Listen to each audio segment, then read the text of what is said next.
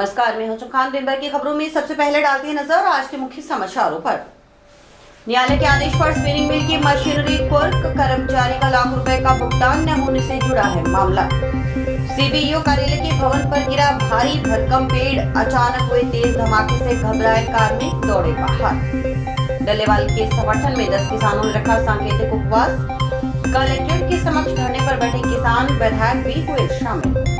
स्थायी निवास के लिए आवास आवंटित करने की मांग। आईएसडीपीसी कॉलोनी के बाशिंदों ने कलेक्टर को सौंपा ज्ञापन। अब खबरें विस्तार से। औद्योगिक न्यायाधिकरण एवं श्रम न्यायालय श्रीगंगानगर के आदेशों की पालना में मंगलवार को हनुमानगढ़ की स्पिनिंग मिल की मशीनरी को कुर्क करने की कार्रवाई की गई। न्यायालय की ओर से हनुमानगढ़ की स्पिनिंग मिल की मशीनरी कुर्क करने के आदेश दिए गए थे।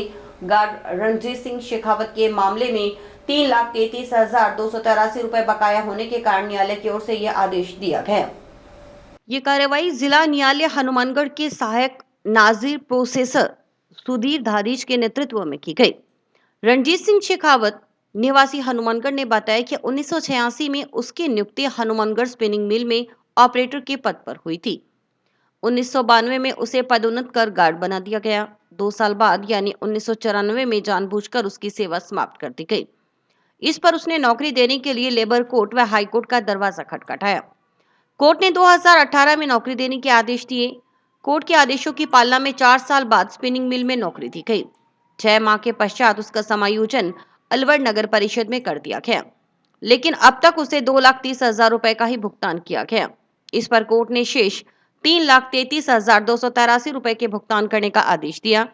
आदेशों की पालना नहीं होने पर औद्योगिक न्यायाधिकरण एवं श्रम न्यायालय श्रीगंगानगर के आदेशों की पालना में मंगलवार को स्पिनिंग मिल को कुर्क करने की कार्रवाई हुई। उन्होंने बताया कि सर्विस को बराबर मानते हुए लाभ नहीं दिए जाने पर कोर्ट में दावा किया जाएगा। इस कार्रवाई के दौरान डीजे कोर्ट के प्रक्रिया सर्वर बलराम कश्यप और श्रवण कुमार बुनकर भी मौजूद रहे। आज स्पिन फैड की जो मशीनरी है उसको कुर्क किया गया और उसके ताला लगाया गया दोनों गेटों पे। और ये रणजीत सिंह बनाम ये स्पिनिंग फैड का एक मैटर चल रहा था जो वहाँ उसकी इजराई थी। इजराई की पालना में ये सारी कार्रवाई की गई है। गंगानगर से इसके आदेश प्राप्त हुए थे, वारंट कुर्की प्राप्त हुई थी, उसकी पालना की गई है। टाउन स्थित पंचायत समिति कार्यालय परिसर में संचालित मुख्य ब्लॉक शिक्षा अधिकारी कार्यालय के भवन पर मंगलवार को सफेदे का भारी भरकम पेड़ गिर गया। पेड़ गिरने के साथ हुए तेज धमाके से घबराए कार्यालय से कार्य कर रहे कार्मिक बाहर की तरफ दौड़े। आसपास के लोग भी धमाके की आवाज सुनकर भागकर मौके पर पहुंचे।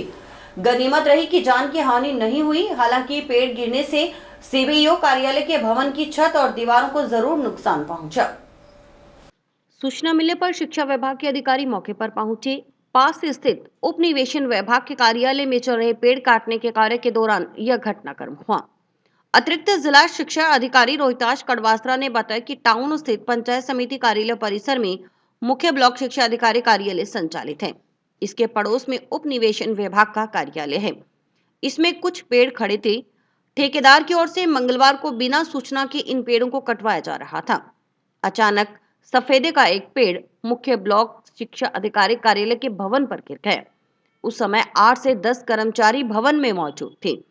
अचानक हुए धमाके से घबराकर कर्मचारी बाहर निकले। उन्होंने बाहर भागकर अपनी जान बचाई।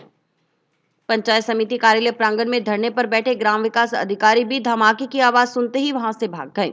उन्होंने बताया कि भारी भरकम पेड़ गिरने से सीबीईओ कार्यालय की छत और दीवारों को भारी क्षति हुई है। दीवारों पर दरारें आ गई। उन्होंने कहा कि यह घोर लापरवाही का प्रकरण है। अगर पेड़ काटना ही था तो पहले सूचना दी जानी चाहिए थी। अगर छत गिर जाती तो कार्यालय में कार्य कर रहे कर्मचारियों की जान को खतरा हो सकता है। उन्होंने बताया कि संबंधित विभाग के अधिकारियों को दूरभाष पर इसकी सूचना देकर पेड़ कटवाने का कार्य रुकवाया गया। जिम्मेवार अधिकारी से वार्ता की जाएगी। लापरवाही के लिए संबंधित ठेकेदार के खिलाफ कार्रवाई की जानी चाहिए। उधर ठेकेदार ने कहा कि पेड़ उप निवेशन विभाग के कार्यालय प्रांगण में गिराने का प्रयास था, लेकिन गलती से पेड़ सीबीईओ कार्यालय के भवन पर जा गिरा। ये सीबीओ कार्यालय पंचायत समिति हनुमानगढ़ परिसर में स्थित है। तो इसके पड़ोस में उपनिवेशन विभाग का एक कार्यालय है जिसमें कुछ पेड़ खड़े थे। तो कोई ठेकेदार उन पेड़ों को बिना कोई सूचना के काट रहा था। अचानक एक ये सफेदे का पेड़ जो बिल्डिंग पे गिरा, जिसमें उस समय 8-10 कर्मचारी अंदर उपस्थित थे। अचानक धमाके से सब घबरा गए और भाग के अपनी जान बचाई। बाहर जो है ग्राम विकास अधिकारियों का धरना चल रहा था, वो भी इस धमाके से भाग के अपनी जान बचाई। ये घोर लापरवाही का प्रकरण है। अगर इस तरह से काटना भी था तो सूचना देनी चाहिए थी, ताकि इस संबंधित ठेकेदार के विरुद्ध कार्रवाई की जानी चाहिए। न्यूनतम समर्थन मूल्य पर गारंटी कानून की मांग को लेकर पिछले करीब 20 दिनों से भूख हड़ताल पर बैठे किसान नेता जगजीत सिंह डल्लेवाल के समर्थन में क्षेत्र के किसानों ने मंगलवार को संयुक्त किसान मोर्चा के बैनर तले कलेक्ट्रेट के समक्ष एक दिवसीय सांकेतिक धरना दिया। साथ ही 10 किसानों ने सुबह 11 बजे से शाम 4 बजे तक एक दिन का सांकेतिक उपवास रखा।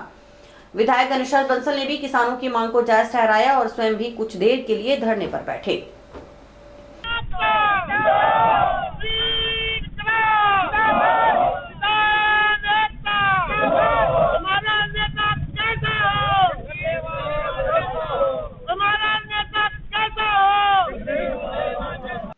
भारतीय किसान यूनियन जिला अध्यक्ष रेशम सिंह माणूका ने कहा कि किसानों की अलग से कोई मांग नहीं है। प्रधानमंत्री नरेंद्र मोदी की ओर से किसानों से किए गए वादे पूरे करने की मांग किसान कर रहे हैं।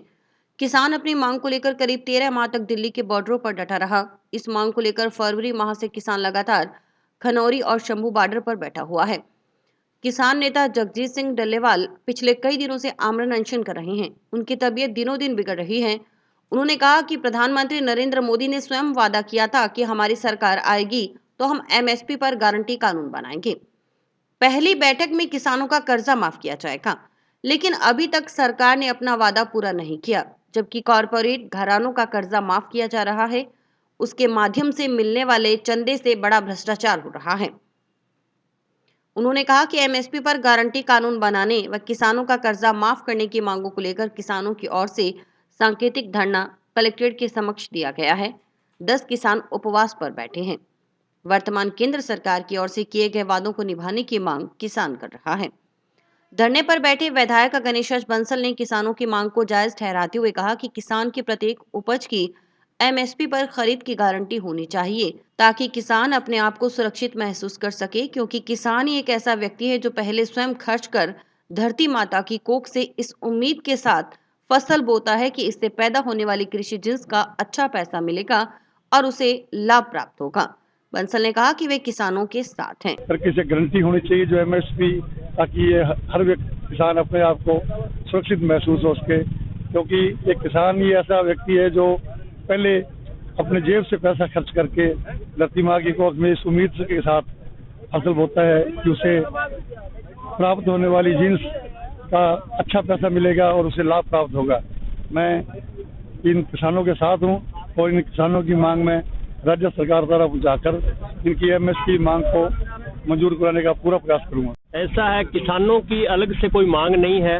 हमारे देश के जो वर्तमान में प्रधानमंत्री हैं, इन्होंने जो किसानों के साथ वायदे किए थे, मुख्यमंत्री रहते हुए वायदे किए थे, जो 2014 का चुनाव था उस टाइम जो वायदे किए थे, वो उनकी मांग के लिए किसान लगातार 13 महीने दिल्ली के बॉर्डरों पे बैठा रहा और पिछली फरवरी से लगातार खिनौरी और शंभू बॉर्डर पर किसान इस मांग को लेकर बैठे हुए हैं। और हमारे किसान नेता जगजीत सिंह जी डल्लेवाल पिछले काफी दिनों से वो मरण व्रत पे बैठे हुए हैं, उपवास पे हैं। उनकी तबीयत दिनों दिन बिगड़ रही है कि मोदी ने खुद ने वायदा किया था कि हमारी सरकार आएगी तो हम एमएसपी पर गारंटी कानून बनाएंगे और पहली ही मीटिंग में किसानों का कर्जा माफ किया जाएगा। इन सब मांगों को लेकर हम आज यहाँ एक सांकेतिक धरना जो हनुमानगढ़ कलेक्ट्रेट के सामने दे रहे हैं। किसान आंदोलन ने जिस तरह से हमें उठाया, सारे देश को उठा के इस तरह यहाँ हमें आज जो दिन देखने पड़ रहे हैं, उस दिन के लिए हमने कभी ये तैयारी नहीं की थी। और 13 महीने हमारा किसान आंदोलन चला, बड़ा शांतिपूर्वक सिस्टम से चला। उसका हमें आज ये खामियाजा भुगतना पड़ रहा है कि देश के प्रधानमंत्री ने ऐलान किया कि हम एमएसपी देंगे और 3 कानून जो काले कानून थे उनको रद्द किया गया। उसके बावजूद भी आज हमें एमएसपी के लिए इस तरह से तरसना पड़ रहा है। आपने तो देखा है, अभी 2 महीने पहले यहाँ एमएसपी के रेट पे जो यहाँ आंदोलन चला, गंगानगर, हनुमानगढ़ और पूरे राजस्थान के अंदर स्थायी निवास के लिए किश्तों में रुपए जमा करवाकर आवास आवंटित करने की मांग के संबंध में IHDPC कॉलोनी के बाशिंदों ने कलेक्टर कानाराम को ज्ञापन सौंपा। विकास शर्मा ने कहा कि जंक्शन में पुलिस लाइन के पीछे स्थित वार्ड 57 IHDPC कॉलोनी में लगभग 300 आवास बने हैं। इनमें से 60-65 आवास टाउन से लाकर यहां बसाए गए लोगों को ही आवंटित हुए हैं।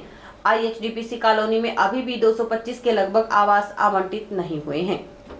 नगर परिषद की ओर से समय समय पर अतिक्रमण हटवाकर यहां पर लोगों को बसाया गया है। विकास शर्मा के अनुसार इन आवासों में आर्थिक रूप से कमजोर तबके के लोग निवास कर रहे हैं। सभी लोग मजदूरी करने वाले हैं। यदि यह आवास जो लोग जिस आवास में रह रहे हैं उन्हीं को आवंटित कर दिया जाए और राशि जमा करवा ली जाए तो यह आवास भी आवंटित हो जाएंगे और आर्थिक रूप से कमजोर लोग जो इन आवासों में रह रहे हैं उन्हें भी पक्का आशियाना मिल जाएगा। शर्मा ने बताया कि वर्तमान में नगर परिषद की ओर से इन आवासों का सर्वे करवाया जा रहा है और भविष्य में इन आवासों को खाली करवाने की योजना बताई जा रही है। इससे इन आवासों में रह रहे आर्थिक रूप से कमजोर परिवारों के लोगों में भय की स्थिति है।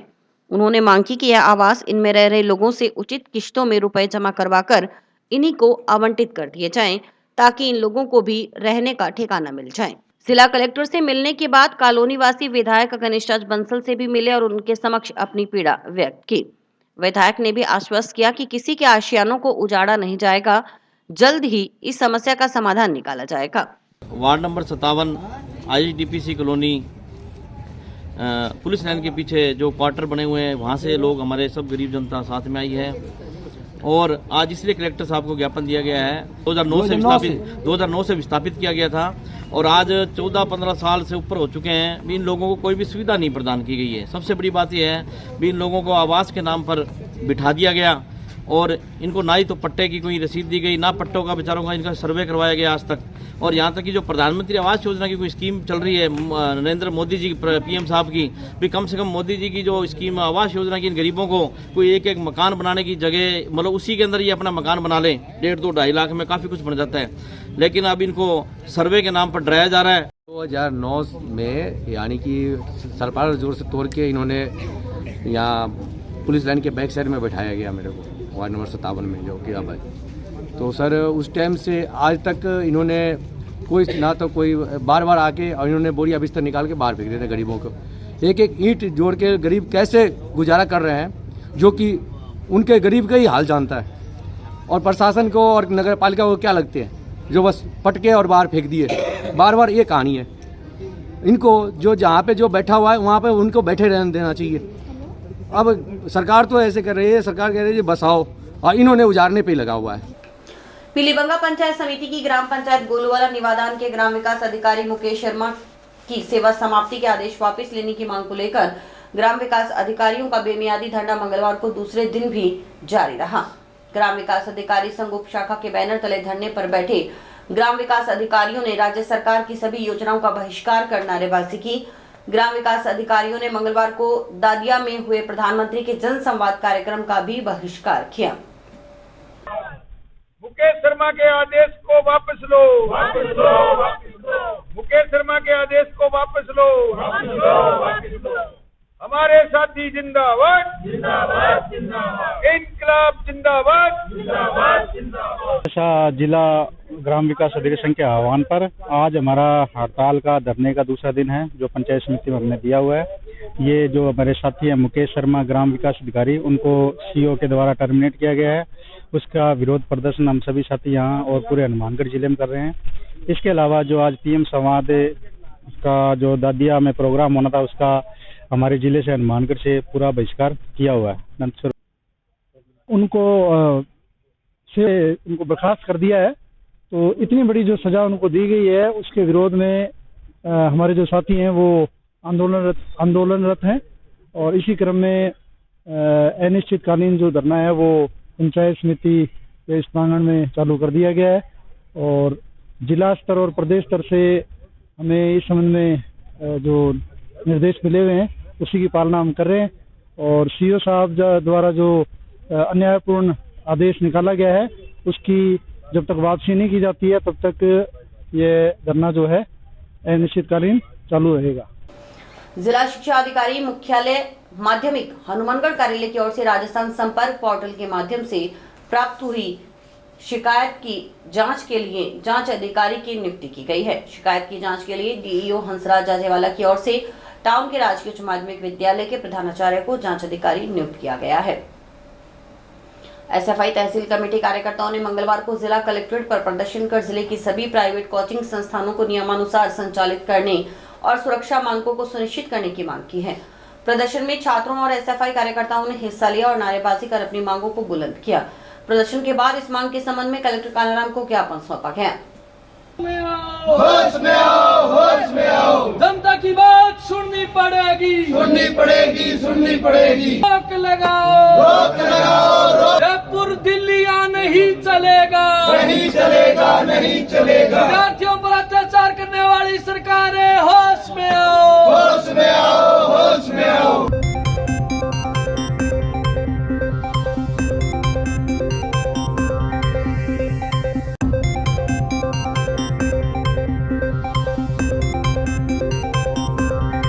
और जयपुर में जो घटना हुई है, जो शिक्षण संस्थान है, जो उत्कर्ष कोचिंग में जो घटना हुई है, जो दिल्ली में घटना हुई है, वो घटना हनुमानगढ़ में न हो। आज हमने सभी ने चिंता जाहिर की है कि जो हनुमानगढ़ के अंदर जो कोचिंगें चल रही हैं, जो शिक्षण संस्थान हैं, जिनमें जहाँ वेंटिलेशन की व्यवस्था नहीं है, जहाँ अग्निशामक यंत्र नहीं है, जो सुरक्षा के मानक हैं, कोचिंग और शिक्षण संस्थानों में जो सुरक्षा के मानक है वो नहीं है। हम जांच करें ताकि कोई ऐसी घटना हनुमानगढ़ में न हो। जिस तरीके से रोज हनुमानगढ़ में, आज पत्रकार महोदय जी, मैं आपसे सबको कहना चाहता हूँ, जो घटनाएं ओवरलोड की जो घटना हुई है, वालवानी में जो घटनाएं हो रही है, लोगों की जान चली जाती है।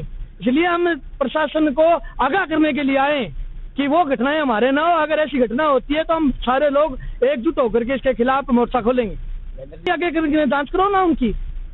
आज पूरे देश भर में हर जगह ऐसी घटनाएं हो रही है, तो ये तड़का हमारे ना लग जाए हनुमानगढ़ में। देखो कितनी शर्म की बात है कि वो कह रहे हैं कि एक सब्जी के तड़के लगाने से लोग बेहोश हो जाते हैं। लोग सब्जी खा करके, रोटी खा करके जीते हैं, हमने ये सुना था।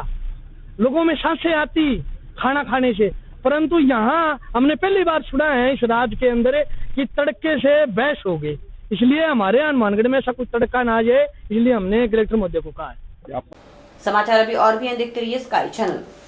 नमस्कार दोस्तों, मैं डॉक्टर निधि डोंगरवाले फोकस नागपाल आई हॉस्पिटल से, जो 40 साल से आँखों की बहुत अच्छी सर्विस दे रहा है। आपको ये बताते हुए मुझे खुशी हो रही है कि अब चश्मा निकालने का ऑपरेशन जो लेज़र द्वारा किया जाता है, जिसे लेसिक कहते हैं, वो यहाँ पर शुरू हो चुका है। लेसिक यानी लेज़र द्वारा आपके आँख का चश्मे का नंबर हटाया जाता है। ये चश्मे का नंबर हटाने के लिए लेज़र किरणों का प्रयोग किया जाता है। हमारे यहाँ हनुमानगढ़ में आधुनिक तकनीक की मशीनें हैं जो FDA अप्रूव्ड है, जो आपकी आंखों के लिए बहुत सुरक्षित हैं। बिना नुकसान के आपका चश्मे का नंबर हट जाएगा। लेसिक ऑपरेशन से मरीज़ को घबराने की कोई ज़रूरत नहीं है, क्योंकि इस ऑपरेशन में आपको आँख में कोई टीका लगवाने की ज़रूरत नहीं है। हम आँख को एक ड्रॉप यानी एक दवाई के द्वारा सून करेंगे, उसके बाद आपका ऑपरेशन होगा, जो कि 10 से 15 मिनट में हो जाएगा। चलो आए, लेसिक ऑपरेशन के द्वारा अपनी नई जिंदगी की शुरुआत करें और चश्मा से मुक्त हो जाए। आर्य समाज टाउन के विवाद को लेकर राजस्थान आर्य प्रतिनिधि सभा के प्रधान एडवोकेट वेदपाल शास्त्री ने मंगलवार को आर्य समाज के प्रतिनिधियों के साथ कलेक्टर कानाराम के साथ मुलाकात की। प्रधान वेदपाल शास्त्री ने आरोप लगाया कि आर्य समाज के चल रहे विवाद को लेकर उपखंड अधिकारी की ओर से निष्पक्ष जांच नहीं की जा रही। उन्होंने मामले की निष्पक्ष जांच करने की मांग करते हुए एक तरफा कार्रवाई करने का आरोप भी लगाया।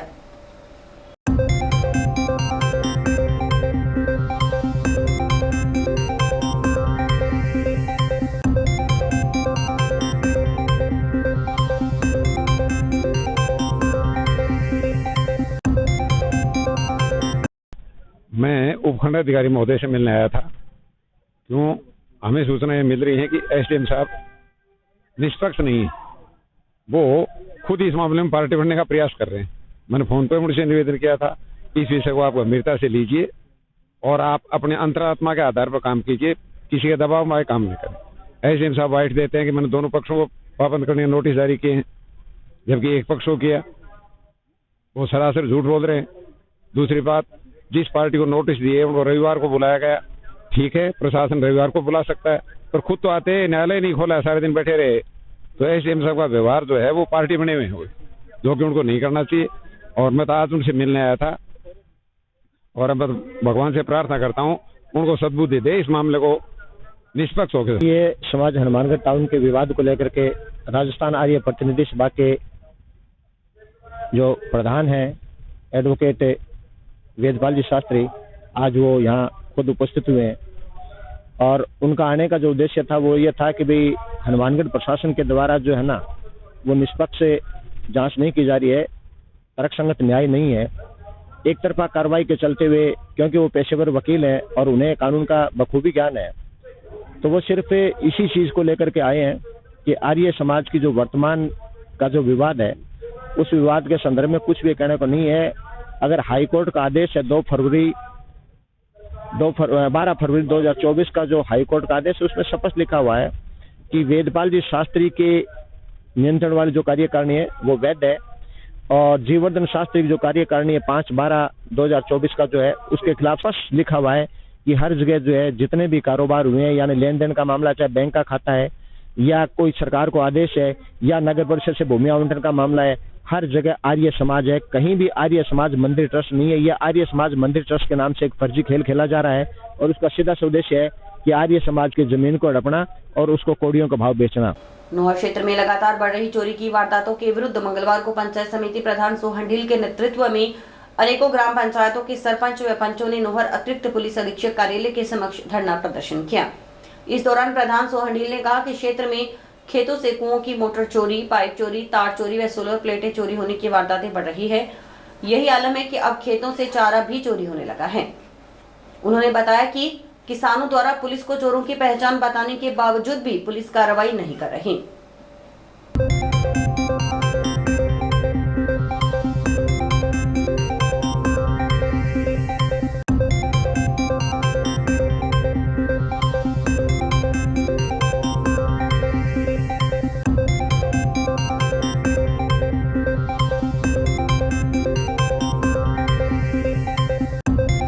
पंचायत समिति के चुने हुए जनप्रतिनिधियों ने एकजुटता के साथ यहाँ एडिशनल एसपी ऑफिस कार्यालय पे चोरी पे रोकथाम के लिए धरना लगाया।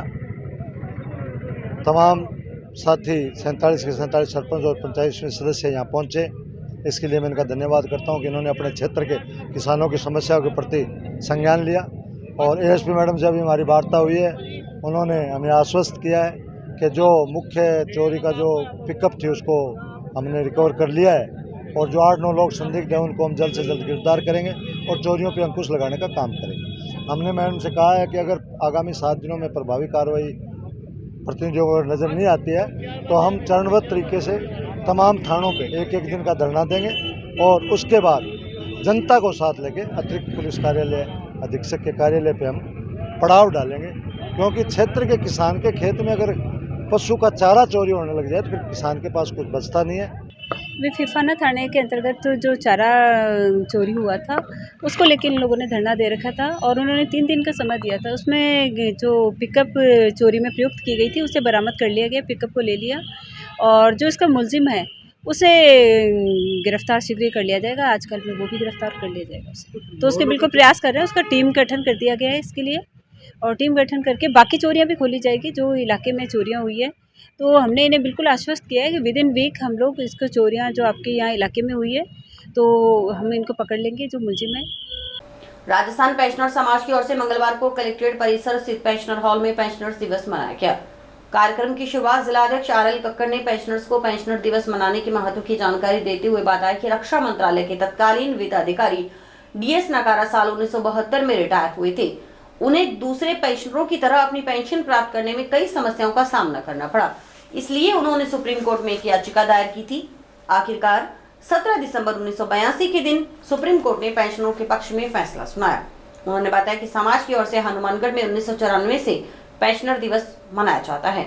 कार्यक्रम में 80 वर्ष की आयु प्राप्त कर चुके लगभग 75 पेंशनधारियों को सम्मानित किया गया।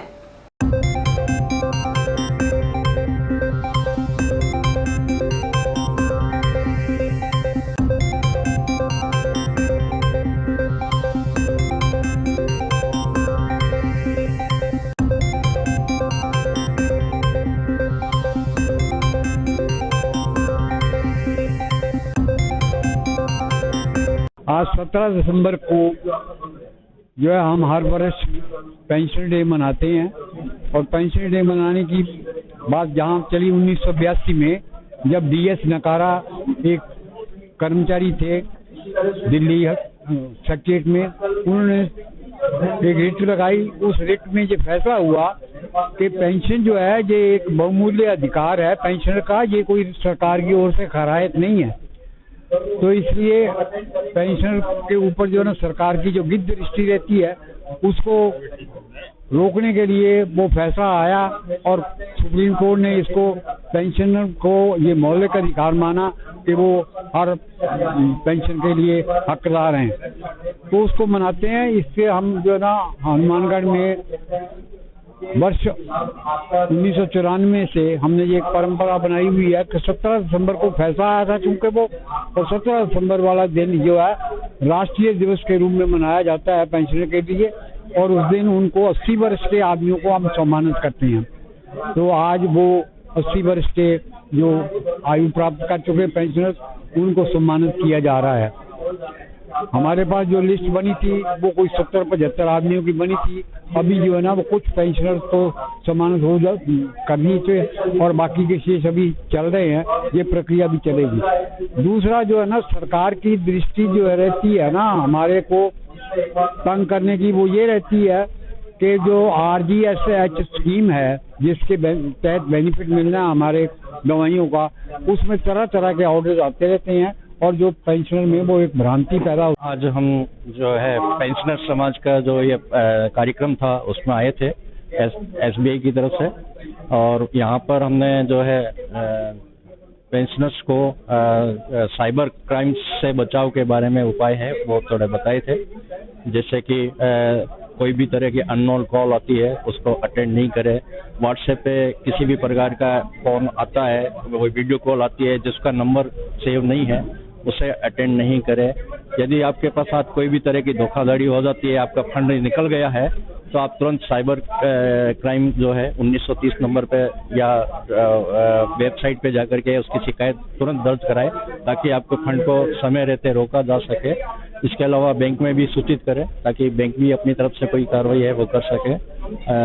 इसके अलावा जो है अपना बचाव है वही एक उपाय है, क्योंकि अभी तक इसमें जो है ज़्यादा पहुंच है पुलिस की वो नहीं हो पाई है, उसको इमीडिएट पकड़ना उनके लिए थोड़ा मुश्किल होता है, तो हमें अपना बचाव रखना है। और इसके साथ समाचार समाप्त हुए। रोजाना देखते रहिए समाचार। नमस्कार।